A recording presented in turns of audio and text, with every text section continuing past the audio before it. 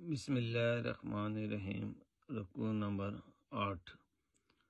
کچھ تفصیل بتائے۔ موسیٰ نے کہا اللہ کا ارشاد ہے کہ وہ ایسی گائے ہونی چاہیے جو نہ بوڑھی ہو نہ بچیا بلکہ اوسط عمر کی ہو، لہذا جو حکم دیا جاتا ہے اس کی تعمیل کرو۔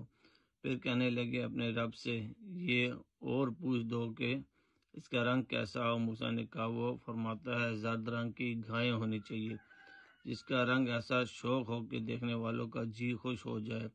پھر بولے اپنے رب سے صاف صاف پوچھ کر بتاؤ کیسی گائے مطلوب ہے، ہمیں اس کی تعین میں اشتباہ ہو گیا ہے، اللہ نے چاہا تو ہم اس کا پتہ پا لیں گے۔ موسیٰ نے جواب دیا اللہ کہتا ہے کہ وہ ایسی گائے ہے جس سے خدمت نہیں لی جاتی، نہ زمین جوتی ہے نہ پانی کھینچتی ہے، صحیح سالم اور بے داغ ہے۔ اس پر وہ پکار اٹھے کہ ہاں اب تم نے ٹھیک پتہ بتایا ہے۔ پھر انہوں نے اسے ذبح کیا، ورنہ وہ ایسا کرتے معلوم نہ ہوتے تھے۔ اور تمہیں یاد ہے وہ واقعہ جب تم نے ایک شخص کی جان لی تھی، پھر اس کے بارے میں جھگڑنے اور ایک دوسرے پر قتل کا الزام تھوپنے لگے تھے، اور اللہ نے فیصلہ کر لیا تھا کہ جو کچھ تم چھپاتے ہو اسے کھول کر رکھ دے گا۔ اس وقت ہم نے حکم دیا کہ مقتول کی لاش کو اس کے ایک حصے سے ضرب لگاؤ۔ دیکھو اس طرح اللہ مردوں کو زندگی بخشتا ہے اور تمہیں اپنی نشانیاں دکھاتا ہے تاکہ تم سمجھو، مگر ایسی نشانیاں دیکھنے کے بعد بھی آخر کار تمہارے دل سخت ہو گئے، پتھروں کی طرح سخت، بلکہ سختی میں کچھ ان سے بھی بڑے ہوئے، کیونکہ پتھروں میں سے تو کوئی ایسا بھی ہوتا ہے جس میں سے چشمے پھوٹ بہتے ہیں،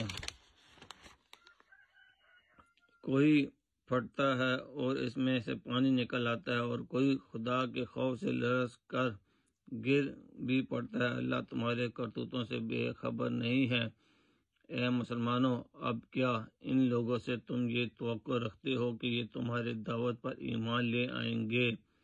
حالانکہ ان میں سے ایک گروہ کا شیوا یہ رہا ہے کہ اللہ کا کلام سنا اور پھر خوب سمجھ بوجھ کر دانستہ اس میں تحریف کی۔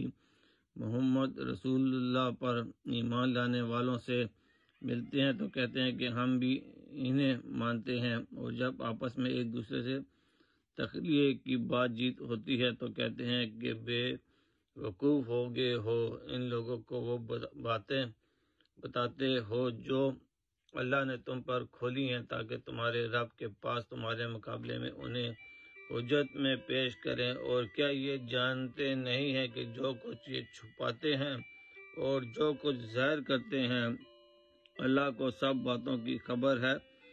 ان میں ایک دوسرا گروہ امیوں کا ہے جو کتاب کا تو علم رکھتے نہیں، بس اپنی بے بنیاد امیدوں اور آرزوؤں کو لیے بیٹھے ہیں اور محض وہم و گمان پر چلے جا رہے ہیں۔ پس ہلاکت اور تباہی ہے ان لوگوں کے لیے جو اپنے ہاتھوں سے شروع کا نوشتہ لکھتے ہیں اور پھر لوگوں سے کہتے ہیں کہ یہ اللہ کے پاس سے آیا ہوا ہے تاکہ اس کے معاوضے میں تھوڑا سا فائدہ حاصل کر لیں۔ ان کے ہاتھوں کا یہ لکھا بھی ان کے لیے تباہی کا سامان ہے اور ان کی یہ کمائی بھی ان کے لیے موجب الحلقت ہے۔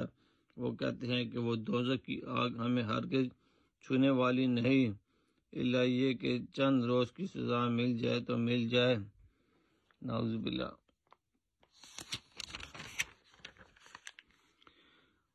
ان سے پوچھو کیا تم نے اللہ سے کوئی عہد لیا ہے جس کے خلاف ورزی وہ نہیں کر سکتا، یا بات یہ ہے کہ تم اللہ کے ذمہ ڈال کر ایسی باتیں کہہ دیتے ہو جن کے متعلق تمہیں علم نہیں ہے کہ اس نے ان کا ذمہ لیا ہے؟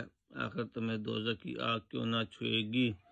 جو بھی بدی کمائے گا اور اپنی خطا کاری کے چکر میں پڑا رہے گا وہ دوزخی ہے اور دوزخ ہی میں وہ ہمیشہ رہے گا، اور جو لوگ ایمان لائیں گے اور نیک عمل کریں گے وہی جنتی ہیں اور جنت میں وہ ہمیشہ رہیں گے۔ یاد کرو اسرائیل کی اولاد سے ہم نے پختہ عہد لیا تھا کہ اللہ کے سوا کسی کی عبادت نہ کرنا، ماں باپ کے ساتھ، رشتہ داروں کے ساتھ، یتیموں اور مسکینوں کے ساتھ نیک سلوک کرنا، لوگوں سے بھلی بات کرنا، نماز قائم کرنا اور زکوٰۃ دینا، مگر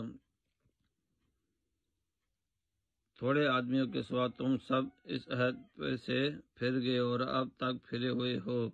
پھر ذرا یاد کرو، ہم نے تم سے مضبوط عہد لیا تھا کہ آپس میں ایک دوسرے کا خون نہ بہانا اور نہ ایک دوسرے کو گھر سے بے گھر کرنا۔ تم نے اس کا اقرار کیا تھا، تم خود اس پر گواہ ہو، مگر آج وہی تم ہو کہ اپنے بھائی بندوں کو قتل کرتے ہو، اپنی برادری کے کچھ لوگوں کو بے خانمہ کر دیتے ہو، ظلم و زیادتی کے ساتھ ان کے خلاف جتے بندیاں کرتے ہو، اور جب وہ لڑائی میں پکڑے ہوئے تمہارے پاس آتے ہیں تو ان کی رہائی کے لیے